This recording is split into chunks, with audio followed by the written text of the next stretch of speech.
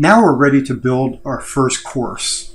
Now our system already has courses in there, so there's a couple ways that you can do this.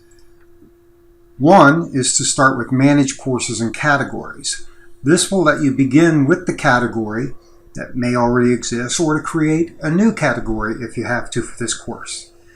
The other way to do it is to just click on Add a New Course, which will let you select the category. I'm going to use this method so that you can get a look at what the categories look like as well. When we go in here, you see our categories are over here on the left side. And when you select the category, on the right side, you see the courses that are in there. If I want to make a course invisible for now or hide it, I can click it there. You can move courses up and down within different categories simply by using these arrows. Conversely, on the left side here, you can move categories up and down by using the up and down arrows. This gives you a lot of options.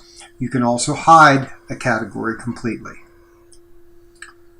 So, create a new category. You would click on Create a New Category.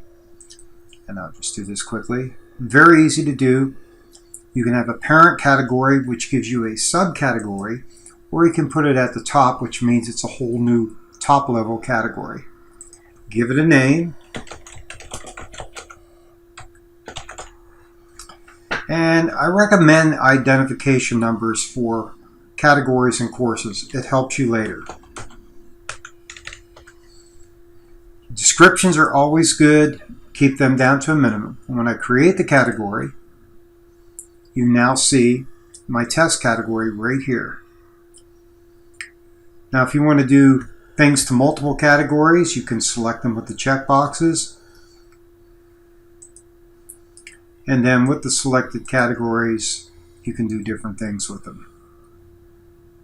Now, I don't want this category, so what I'm going to be doing with this next is simply deleting the category. But here you can see a lot of things that you can do with the category.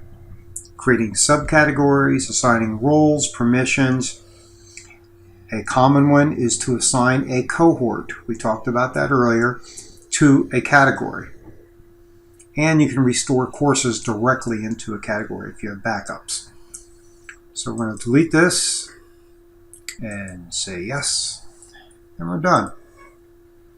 Now, to create a new course, we simply go to the other side of the window and click Create New Course. This is automatically going to be in the currently selected category. So we'll go here and say My Test Course. Your short name should give you a good representation. This also appears in the breadcrumbs for the user. So you can make a long name for your full name. Make this very succinct so that you can see what the course is at a glance. Now you notice I didn't use a space. You can use a space in there. Sometimes I avoid those.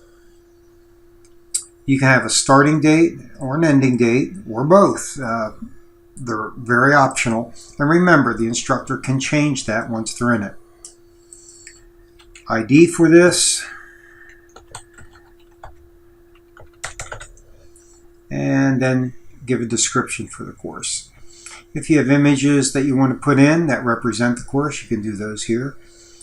We have our default template that we set up earlier, so we don't have to worry about the format. It's going to come in automatically the way we want it. And when we're all done, we can click Save and Return. That will take us back to the menu for the courses and categories. I usually go to Save and Display because there's a very important thing you must have in every course, and that's an instructor. So I'm going to click on Enroll. I'm going to search for an instructor, and I'll choose this person. And you can choose multiple people for the same role. Since I'm selecting a teacher, I'm just going to do that. But you could have multiple teachers put in. If you were assigning students or enrolling students, you could not do them all at the same time if some were teachers and some were students. You want to do that one category at the same time. I click Enroll, and now I have a teacher in my group. Once you have this, sometimes you want the person in the group to be more than just the teacher. So I click the little plus thing, and I want the person to be a manager as well.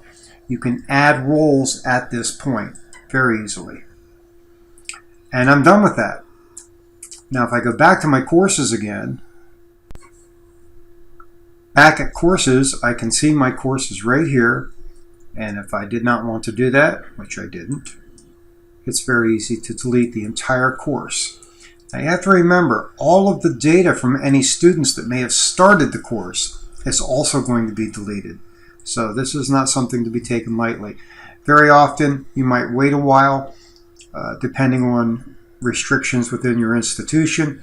You might wait a couple years. In that case, you would just use the hide function, and that would hide it from within the category. And that's pretty much it. That's all it takes to set up a course.